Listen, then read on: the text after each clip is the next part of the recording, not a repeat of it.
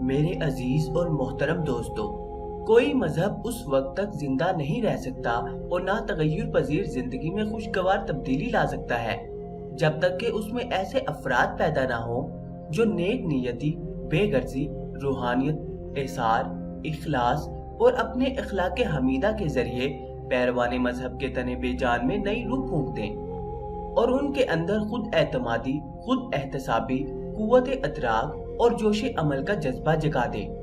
دعوت و تبلیغ خواہ قولی ہو یا فعلی، حقیقی دعوت یہ ہے کہ اللہ جل جلالہ کی توحید اور اس کی بندگی و عبادت کی طرف لوگوں کو بلانے اور ان کی رہنمائی کرنے میں داعی کا مقصود و مطلوب کسی طرح کی ذاتی و دنیاوی منفعت کی تحصیل نہ ہو، محض اللہ جل جلالہ اور اس کے حبیب پاک صلی اللہ علیہ وسلم کی رضا مطلوب ہو۔ طلب شہرت، اونچے مقام و مقصد کی خواہش، داد و تحسین کی آرزو، حصول شر کی طمع، اپنے کو دائی باور کرانے کی تمنا، یہ تمام چیزیں نفسیات کے دائرے میں آتی ہیں۔ جو دائی اس کی دعوت اور طریقے دعوت کے سخت مضر بلکہ زہر حلال ہے۔ یہ ایسی آرزو، تمنا اور طلب ہے جس سے دعوت کا فساد شروع ہو جاتا ہے اور دائی کی دعوت غیر مؤثر ہو کر رہ جاتی ہے، بلکہ دائی کے قلب و نظر اور اس کے تحت و شعور میں یہ بات بڑی پختگی کے ساتھ جمع ہونی چاہیے جو اسے انبیاء کرام علیہ السلام کے منہاج دعوت اور مقصد دعوت سے قریب کر دے۔ وہ ہر مشکل، پریشانی، غفلت اور جہد مشقت کے باوجود آخری دم تک یہی کہتا رہے، ان اجریہ الا علی اللہ، ترجمہ، میرا اجر تو اللہ ہی پر ہے۔ اسلام کی دعوت و تبلیغ اور بنی نوح انسان کی اصلاح و تربیت کی ایک طویل تاریخ ہے۔ داعی اعظم حضرت محمد صلی اللہ علیہ وسلم کے بعد صحابہ، تائمین، ائمہ، مجتہدین اور علماء و صالحین رضی اللہ تعالیٰ عنہما کو اللہ جل جلالہ نے منتخب فرمایا ہے۔ اسلام کی تاریخ کبھی بھی مصلحین سے خالی نہیں رہی۔ دعوت و تبلیغ اور اصلاح و تربیت کا کام ہر زمانے میں کم و بیش ہوتا رہا ہے۔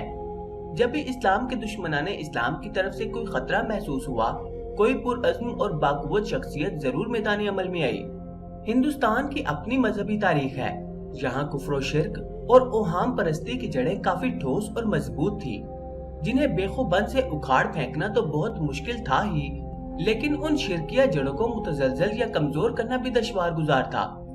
شمشیر و سنان سے بھی انہیں ختم کرنا جوئے شیر لانے کے مترادف تھا۔ یہی وجہ ہے کہ مسلم فاتحین و سلاطین نے اسلام کی اشاعت و فروغ میں بہت کردار ادا کیا، بالخصوص محمد بن قاسم، سلطان محمود غزنوی، شہاب الدین غوری رحمت اللہ علیہ۔ لیکن ان سلاطین کے لیے راہ ہموار کرنے والے صوفیہ کرام ہی تھے، کیونکہ شمشیر و سنان کے زور پر کسی ملک و خطے کو فتح تو کیا جا سکتا ہے، لیکن دلوں کی سرزمین کو فتح کرنا آسان نہیں ہے۔ ہندوستان کی سرزمین میں اسلام کی تبلیغ و اشاعت اور دعوت توحید دینے والوں میں سب سے بڑے مبلغ و مصلح و داعی قطب الاقطاب خواجہ خواجگان سلطان الہند حضرت خواجہ معین الدین چشتی اجمیری رحمت اللہ تعالی علیہ ہیں، جن کے قدم میمونۃ اللزوم نے کفر و شرک کے تاریخ و ماحول میں اسلام کا اجالا پھیلایا۔ ظلمت کدہ ہند میں اسلام و توحید کی سحر طلوع ہو گئی۔ یہ کیوں نہ ہوتا کہ خود حضور اقدس صلی اللہ علیہ وسلم نے آپ کو ہندوستان کی ولایت عطا فرمائی۔ بارگاہ رسالت امام صلی اللہ علیہ وسلم سے آپ کو یہ بشارت ملی، اے معین الدین، تو میرے دین کا معین ہے، میں نے تجھے ہندوستان کی ولایت عطا کی، وہاں کفر و ظلمت پھیلی ہوئی ہے، تم اجمیر جاؤ، تمہارے وجود سے ظلمت کفر دور ہوگی اور اسلام کی رونق بڑھ جائے گی۔ آپ رحمت اللہ علیہ پرتھوی راج کے دور حکومت میں ہندوستان تشریف لائے اور اجمیر سے ہی اپنی اصلاحی تحریک کا آغاز کیا، جو ان دنوں ہند کا دارالسلطنت تھا۔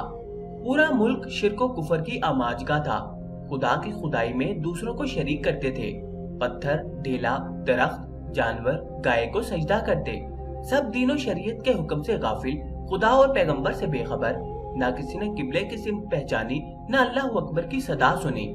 آفتاب یقین حضرت معین الدین رحمت اللہ کے مبارک قدم کا اس ملک میں پہنچنا تھا کہ اس کی تاریکی نور اسلام سے بدل گئی۔ ان کی کوششوں سے جہاں صلیب و کلیسائے تھے، مسجد و منبر و محراب نظر آنے لگے، جہاں مشرکانہ صدائیں بلند ہوتی تھی وہ اللہ اکبر سے گونجنے لگیں۔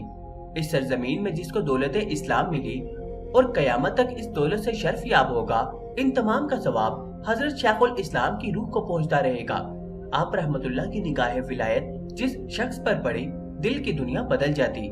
रहजन आता रहबर बन जाता, कातिल आता मुहाफिज बन जाता, सरकश आता गुलाम बन जाता, काफिर आता मुसलमान बन जाता, फासिक आता मुत्तकी बन जाता, दुश्मन आता हाशिया बरादर बन जाता, जादूगर आता ताइब होकर आमिले कुरान बन जाता। रिसाला अहवाल पिराने चिश्त में है, नजर शेख मोइनुद्दीन बरफासक के, अफ्तदाए दर जमा ताइब शदे, बाजिद गर माइसत न कर दे। यानी हजरत ख्वाजा मोइनुद्दीन की निगाह जिस फासिक पर पड़ जाती, उसी वक्त तौबा कर लेता और फिर गुनाह के करीब न भटकता।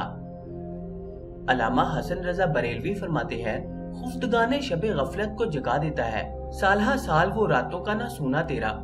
मनकूल है कि हजरत ख्वाजा रहमतुल्लाह की दावत तौहीद से 90 लाख से ज्यादा कुफार और मुशरिकीन मुशर्रफे बा इस्लाम हुए।